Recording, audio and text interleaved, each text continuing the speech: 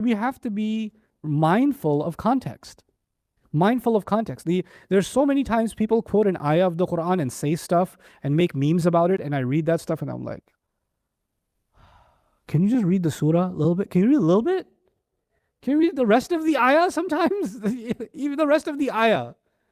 Before you put this, and people are like, MashaAllah, MashaAllah, Alhamdulillah. You know, and then it's just the level of ignorance and disregard of the context of the Quran and what Allah is saying. Which is why we have to look at a surah as a unified entity, and you have to respect the boundaries of a surah.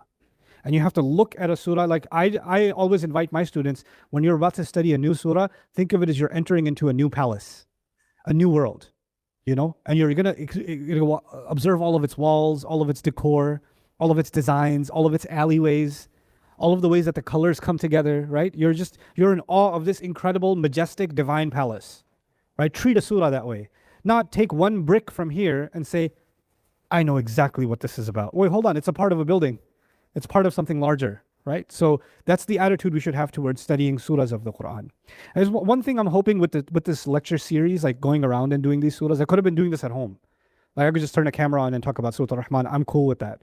But one of the reasons I'm doing this is because I feel, this is my own feeling, the study of the Quran is actually the only orphan subject in Islamic studies nowadays. Like we're studying everything else.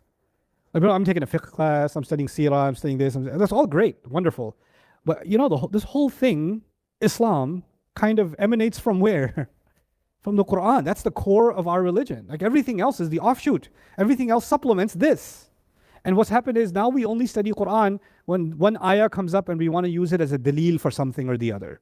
Right? It's a reference book. The Quran became a reference book.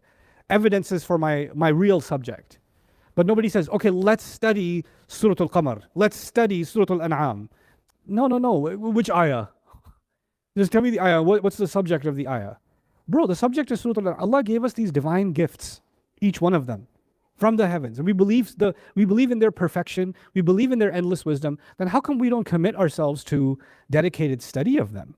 And my belief is it's not just a job for Islamic universities or scholars, but this needs to become accessible to the Muslim public. Like people should just be more and more educated about surahs of the Quran. And one surah at a time. Let's, take one divine gift at a time and give it some time. So I'm really happy you guys are getting to do this with me because I'm hoping this becomes part of a lifestyle for you. That you're just on a journey, one surah at a time, and you're taking some time trying to understand what Allah is saying, And as you're doing that, maybe you're even making attempts to memorize that surah. So even if it takes you 6 months, a year, it doesn't matter. But by the end of that, you have a deep relationship with at least one surah, one gift from Allah you have inside your heart,